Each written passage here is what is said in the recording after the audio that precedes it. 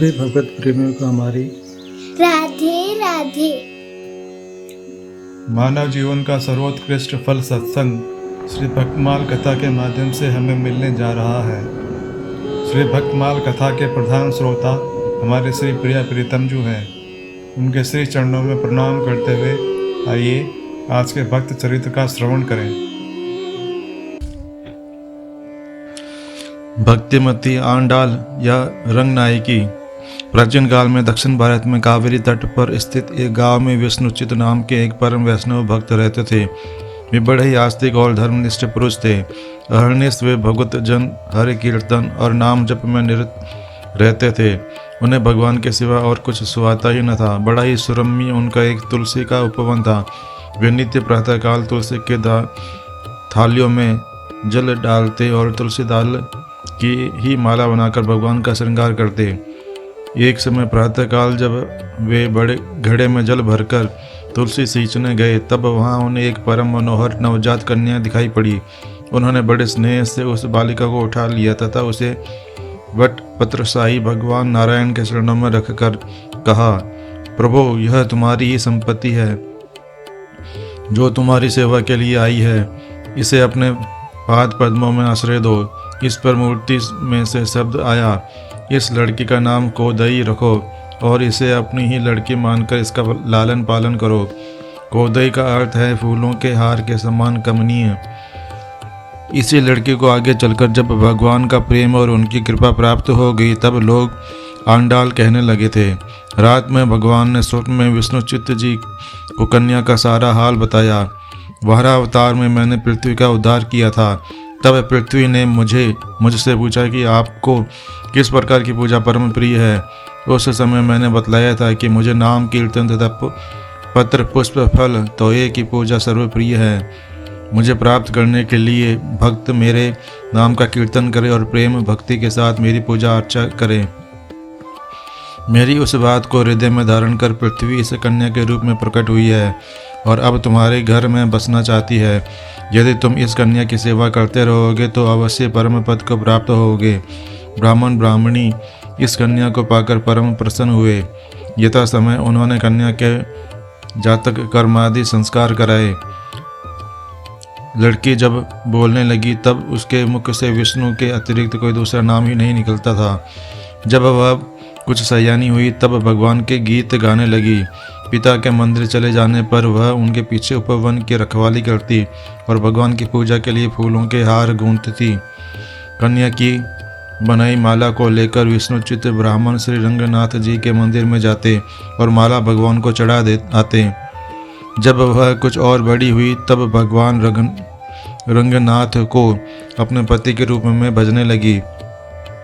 वह अपने प्रियतम के प्रेम में अपने आप को इतना भूल जाती कि भगवान के लिए गूंथे हुए हार को स्वयं पहनकर दर्पण के सम्मुख खड़ी हो जाती और अपने सौंदर्य की स्वयं प्रशंसा करती हुई कहती, क्या मेरा सौंदर्य मेरे प्रियतम को आकर्षित कर सकेगा। एक दिन मंदिर के पुजारी ने विष्णुचित्त की माला यह कहकर लौटा दी कि उसमें किसी मनुष्य के सिर का बाल लगा हुआ है। ब्राह्मण को यह सुनकर बड़ा दुख हुआ। उन्होंने ताजे पुष्प चुने, नवीन हार बनाया और भगवान को अर्पण किया। दूसरे दिन भी पुजारी ने कहा कि माला कुछ मुरझाई हुई है। विष्णुचित्त ने अपने मन में सोचा कि अवश्य ही इसमें कोई न कोई रहस्य होना चाहिए। वे जब इसका कारण घर में ढूंढने लगे तब उनकी दृष्टि अकस्मात अपनी लड़की पर गई। उन्होंने देखा कि वह पर्दे के पीछे नवीन पुष्पों का हार पहने दर्पण के सम्मुख खड़ी है और मन ही मन अपने प्रियतम भगवान से कुछ बातें कर रही है। वे दौड़कर लड़की के पास गए और चिल्लाकर बोले, बेटी, ये तूने क्या किया? तू पागल तो नहीं हो गई जो भगवान के लिए तैयार किए हारों को स्वयं धारण करके झूठा कर रही है। विष्णुचित्त ने फिर से दूसरे हार बनाए और प्रभु को चढ़ाए, किंतु आंडाल तो अपने को प्रभु के चरणों में समर्पित कर चुकी थी। समर्पण जब संपूर्ण होता है तब देवताओं को स्वीकार होता ही है। आवश्यकता इस बात की है कि इस हृदय को प्रभु के चरणों में चढ़ाते समय वह प्रार्थना शून्य सर्वथा निरावरण रहे। आंडाल का मधुर और संपूर्ण समर्पण भला भगवान को अंगीकार क्यों न हो। उसी दिन रात को विष्णुचित्त को भगवान ने स्वप्न में आदेश दिया, मुझे आंडाल की पहनी हुई माला धारण करने में विशेष सुख मिलता है। इसलिए वही हार मुझे चढ़ाया करो। अब तो विष्णुचित को अपनी कन्या के महत्व का पूरा निश्चय हो गया। कुछ दिनों बाद आंडाल की धारण की हुई मालाओं को ही वे भगवान को निवेदन करने लगे। आंडाल अहर्निश प्रभु के प्रेम में मतवाली रहती। एक दिन उसने अपने धर्मपिता से बड़ी ही अनुनय विनय के साथ दिव्य धामों तथा तीर्थ स्थानों के विषय में पूछा। विष्णुचित का चित्त प्रभु के चरणों का अनुरागी था। उन्होंने बहुत प्रेम और श्रद्धा भरे शब्दों में अपनी बेटी से भगवान के वैकुंठ आदि दिव्य धामों के नाम बतलाते हुए और अंत में कहा, दक्षिण में कावेरी के तट पर भगवान श्री रंगनाथ का वास है। भगवान श्री रंगनाथ का नाम सुनते ही आंडाल के रोमांच हो आया और उसकी आंखों से प्रेमाश्रुओं की धारा बरस पड़ी। उनसे विह्वल होकर अपने इष्ट देव के संबंध में अधिक जानने की इच्छा प्रकट की। तब विष्णुचित्त सुनाने लगे। इक्ष्वाकु के यज्ञ की पूर्ति के लिए ब्रह्मा जी की प्रार्थना पर भगवान विष्णु वहां प्रकट हुए।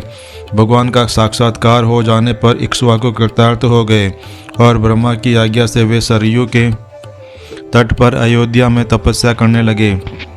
तपस्या से प्रसन्न होकर ब्रह्मा ने इक्ष्वाकु से वर मांगने के लिए कहा। इक्ष्वाकु ने यही वर मांगा कि भगवान विष्णु का यही अवध में अवतार हो और वे श्री रंगनाथ जी के रूप में उनके कुल देव रहें। ब्रह्मा ने उन्हें मुँह मांगा वरदान दिया। भगवान श्री रामचंद्र जी जब लंका को जीतकर अयोध्या आए तब उनके साथ विभीषण भी पधारे थे। वे जब लंका जाने लगे तब उन्होंने भगवान से कहा कि आपका वियोग मेरे लिए सर्वथा असह्य है, अतएव मुझे ऐसी कोई वस्तु दीजिए जिससे मेरे हृदय को धीरज हो। विभीषण के अटल प्रेम को देखकर भगवान श्री रामचंद्र जी ने उन्हें श्री रंगनाथ जी की प्रतिमा दी। जब विभीषण कावेरी तट पर आए तब वे किसी दूसरे यज्ञ अनुष्ठान में संलग्न हो गए। फिर भगवान श्री रंगनाथ जी ने लंका जाना स्वीकार कर दिया और विभीषण ने वहीं भगवान की मूर्ति स्थापित की। विभीषण भगवान की पूजा अर्चा के लिए नित्य लंका से यहाँ आया करते थे। भगवान श्री रंगनाथ का वर्णन सुनकर आंडाल की उत्कंठा और भी तीव्र हो गई। उसने पिता से भगवान की प्राप्ति का साधन पूछा। अब आंडाल के लिए एक क्षण का वियोग भी असह्य था। आंडाल की विरह व्यथा बढ़ती ही गई। उसके प्राण रात दिन जीवन धन में अटके रहते थे। वे उसी का नाम जपती, उसी का कीर्तन करती और उसी की धुनी में डूबी रहती। उसकी आंखों में, हृदय में, प्राणों में, रोम रोम में श्री रंगनाथ जी ही छाए हुए थे। वह रोती और दहाड़ मारकर छाती पीटती, प्रियतम स्वप्न में आकर तुमने मिलने का जो उपक्रम किया है उससे तुम मेरे भीतर की विरह अग्नि और भी धधक उठी है। यूँ तड़पाने में तुम्हें कौन सा रस मिलता है। हाय, एक क्षण भी तुम्हारे बिना रहा नहीं जाता। देव, मेरे जीवन धन, यदि मेरे प्राणों के इस आकुल तड़प से तुम्हारा कठोर हृदय तनिक भी पसीजे तो अभी आकर मुझे अपने चरणों में स्वीकार कर लो। प्रभु, ओ मेरे प्राणाधार, सीता की सुधि लेने के लिए तुमने समुद्र में पुल बंधवाया और रावण को मारकर उसे अयोध्या लौटा लाए। शिशुपाल का वध करके रुक्मिणी को अपने शरण में ले लिया। द्रौपदी, गज, गणिका और गोपियों की टेर सुन ली, परंतु मेरी बार इतना विलंब क्यों कर रहे हो।